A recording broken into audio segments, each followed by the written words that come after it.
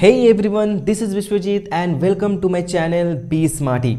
So today in this video we are going to learn the summary of Madam Rides the Bus. And if I tell you, this is a very beautiful and very interesting story. So without wasting more time, let's get the story started. So सबसे पहले हम लोग देखते हैं इसका एक overview, ठीक है, आखिर इस कहानी में होता क्या है, ठीक है। In this story the author is trying to present the world as seen from a child's perspective. कहने का मतलब क्या है कि इस पूरे के पूरे स्टोरी में हमारे जो ऑथर हैं उन्होंने क्या किया है, एक बच्चे के नज़रिए से इस स्टोरी को पेश किया है कि एक बच्चा चीज़ों को किस तरीके से देखता है। The main character of this story is an 8-year-old girl जिसका नाम होता है वल्ली, और वो कहाँ पे रहती है, एक बस स्टॉप के जस्ट सामने। कहने का मतलब क्या है कि एक यहाँ पे लड़की है जिसका नाम है वल्ली, ठीक है, और वो कितने साल की है, वो 8 साल की है। और बस इसी बच्चे के नज़रिए को हमारे राइटर ने यहाँ पे इस स्टोरी में पेश किया है। Valli develops a desire to enjoy a ride on the bus. अब होता क्या है कि वल्ली धीरे धीरे उसके अंदर एक डिज़ायर जागता है कि मुझे भी उस बस पे चढ़ना है। For this purpose she needs to reduce her expenses so that she can save enough money for the two-way fare। अब उस बस पे चढ़ने के लिए भाई कोई ना कोई तो एक्सपेंस लगेंगे, उसको खर्च तो लगना ही था। तो उस खर्च को वो मैनेज करने के लिए अपने सेविंग्स करने लगी, चीज़ों को दूर करने लगी जो उसके काम की नहीं थी। While on her journey Valli does not want anybody's help and wants to feel independent. अब पूरे जर्नी में वल्ली किसी की भी हेल्प नहीं चाहती, वो इंडिपेंडेंट रहती है और इंडिपेंडेंट फील भी करती है। She enjoys every bit of her joy to the town. वो हर एक चीज़ को अच्छे से इंजॉय करती है। But she is careful enough not to get off the bus in the unknown localities. लेकिन वो इस बात से भी काफ़ी केयरफुल होती है कि उसको किसी भी अननोन लोकेलिटीज़ यानी कोई भी ऐसी जगह जिसके बारे में उसको नहीं मालूम वहाँ पे वो ना उतरे। सोचो, वो इतनी अवेयर होती है, सिर्फ 8 साल की होती है लेकिन इतनी ज़्यादा अवेयर होती है। On her return journey a sad accident spoil her mood but she just keeps it to herself. अब आते वक्त एक बड़ा ही ख़राब एक्सीडेंट उसके पूरे मूड को स्पॉइल कर देता है, लेकिन वो इस बात को किसी और को नहीं बताती, अपने तक ही रखती है। Thus she wants to explore more and wishes to go for another ride in the future. और इसीलिए वो फिर से उस बस पे एक और राइड लेना चाहती है, लेकिन फ्यूचर में, ठीक है। तो ये तो हमारा था एक ओवरव्यू। चलो हम लोग देखते हैं अब आगे। This is a sensitive story of a Tamil girl, Valliyamai, and Valli, who is only 8-year-old, she was curious to know about the outside world। अब है क्या, ये एक तमिल स्टोरी है जिसमें एक लड़की का नाम दिया गया वल्लियामाई, और इसको शॉर्टकट में हम वल्ली के नाम से भी बोल सकते हैं, जो सिर्फ 8 साल की थी और वो बाहर की चीज़ों को देखने में काफ़ी ज़्यादा क्यूरियस थी। She also did not have friend to play, और खेलने के लिए भी उसके कोई दोस्त नहीं थे। So she keeps standing inside the doorway of her residence and watch people in the street. इसीलिए वो अपने घर के अंदर ही रहती थी मोस्ट ऑफ द टाइम, और जब भी वो फ्री होती थी तो अपने घर के फ्रंट डोरवे में जाके खड़ी हो जाती थी और वहाँ पे खड़े होकर बाहर स्ट्रीट में जो भी चीज़ें होती थी उसको वो देखती थी, ऑब्जर्व करती थी। This was her favourite pass time, और यही उसका एक पास टाइम बन चुका था। पास टाइम मतलब यहाँ पे हम कह सकते हैं हॉबी, ठीक है। However, she was always mesmerized by the bus journey। लेकिन वहाँ पे एक बस आती थी और उस जगह से वो बस जाती थी शहर की ओर, और उस बस को देखकर वल्ली बहुत ज़्यादा खुश हो जाती थी, मंत्रमुग्ध हो जाती थी। मेस्मराइज होने का मतलब होता है मंत्रमुग्ध हो जाना, यानी उसी की ओर अपना सारा अटेंशन दे देना। There traveled a bus between her village and the closest city। अब मान लो ये वल्ली का गाँव है, ये वो शहर है, तो इसके बीच में एक बस जाती थी और वही बस वापस आती भी थी। She started collecting information about the timing of the bus from her neighbors। The bus travels to the town near her village, which was approximately 6 miles from her village। The fare was 30 paise one way, so Valli started saving money for the bus। अब होता क्या है बच्चों, जब हम कोई चीज़ को first time देखते हैं तो हमारे अंदर एक छोटा सा डिज़ायर क्रिएट होता है, और जब उस चीज़ को हम बार बार देखते रहते हैं तो वो डिज़ायर हमारा और बड़ा हो जाता है। इन द सिमिलर वे वल्ली के केस में भी कुछ ऐसा ही हुआ। वल्ली ने शुरू में उस बस को देखा और धीरे धीरे उसके अंदर एक डिज़ायर जागा। लेकिन जब वो उस बस को एवरीडे देखती थी तो उसके अंदर वो डिज़ायर ना एक ओवरवेलमिंग डिज़ायर बन गया। अब उसको बस पे चढ़ना ही था।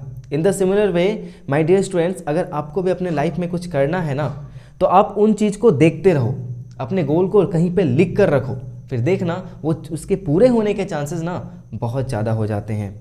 Next, she planned to travel in the afternoon when her mother was having her nap. अब हुआ क्या, उसने बहुत सारी चीज़ें पता की। सबसे पहला कि भाई यहाँ से जो टाउन है वो कितने माइल की दूरी पर है भाई, वो 6 माइल की दूरी पर है, ठीक है। और यहाँ से वहाँ जाने का खर्चा कितना है, 30 पैसे जाने का, 30 पैसे आने का।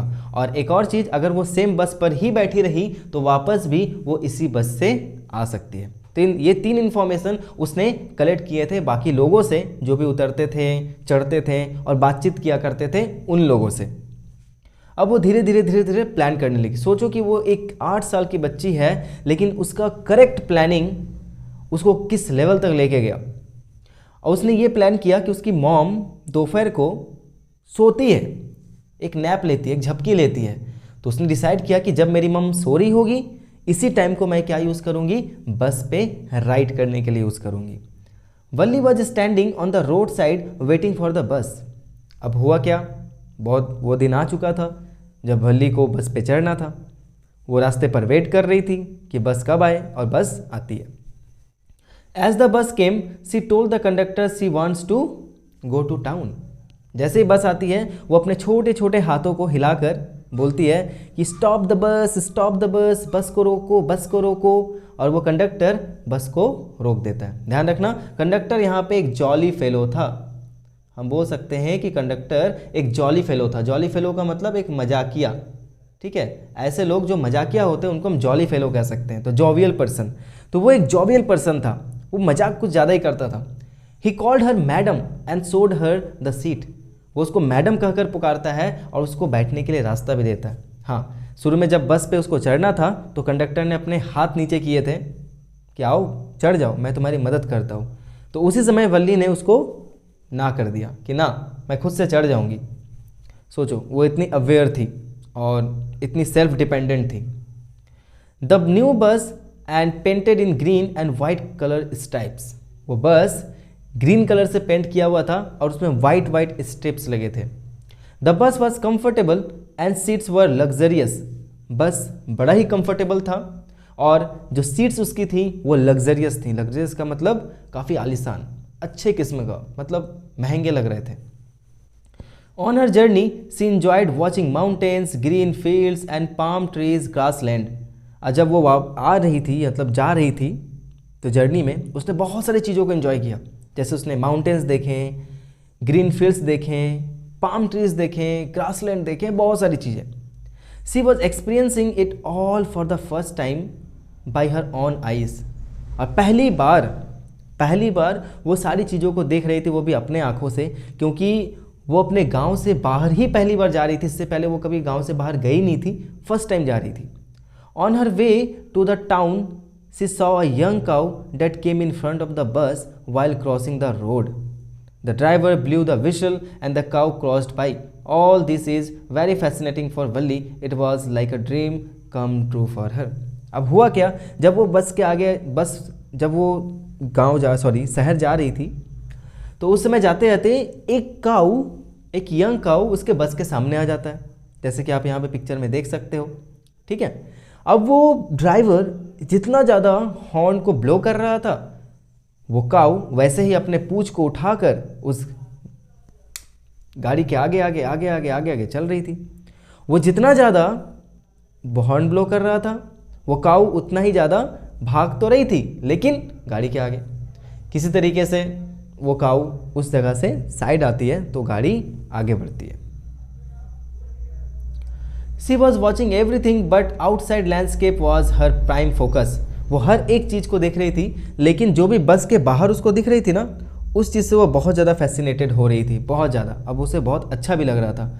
After some time the bus reach the final destination and all passengers got down. अब हुआ क्या, लास्ट में बस वहाँ तक पहुँचती है, फाइनल डेस्टिनेशन यानी वो टाउन पहुँचती है और सभी लोग वहाँ से उतर जाते हैं और कंडक्टर इससे पूछता है कि तुम नहीं उतरोगी? तो वल्ली कहती है कि नहीं, मुझे नहीं उतरना। तो बोली क्यों? तो बोले नहीं, मुझे जस्ट ऐसे ही मन किया था कि मैं यहाँ पे आऊँ, एक I was willing to have a ride only, बस मुझे एक राइड लेना था, इसके अलावा और कुछ नहीं। तो कंडक्टर ने उसको कुछ ऑफ़र वगैरह किया कि कुछ खा लो, कुछ पी लो, मैं अपने पैसे से खिला देता हूँ, लेकिन वल्ली ने इन सभी चीज़ों से मना कर दिया। ये हमें क्या शो करती है कि वल्ली जो है वो सेल्फ अवेयर थी कि उसे कोई भी अनजान व्यक्ति से कुछ भी खाना पीना नहीं था। वो कंडक्टर को 30 पैसे और देती है और वापस से अपना टिकट मांगती है। She remained on the bus and had a return ticket from the conductor. The bus started and on her way back home she saw the same cow dead by the roadside. और जब वो वापस बस आने लगती है तो वो सारे नज़ारे उसको वापस से दिखने लगते हैं, लेकिन एक ऐसा चीज़ उसको दिखता है जिससे उसका पूरा का पूरा मूड ही ख़राब हो जाता है। वो है वही काऊ, वही यंग काऊ जो कुछ देर पहले गाड़ी के आगे आगे चल रही थी, जो देखने में कितना प्लेफुल लग रही थी, कितना जॉयफुल लग रही थी, कितनी लविंग लग रही थी। अब वही काऊ रास्ते के बगल में मरी पड़ी हुई है। ऐसा लग रहा था मानो किसी फास्ट मूविंग व्हीकल ने उसको टक्कर मार दिया हो। This made her heart cry. और इस चीज़ से वल्ली का दिल ना बैठ गया, वो अंदर ही अंदर रो रही थी देखकर। सी thus became sad and tried to understand the meaning of life and death in her own terms।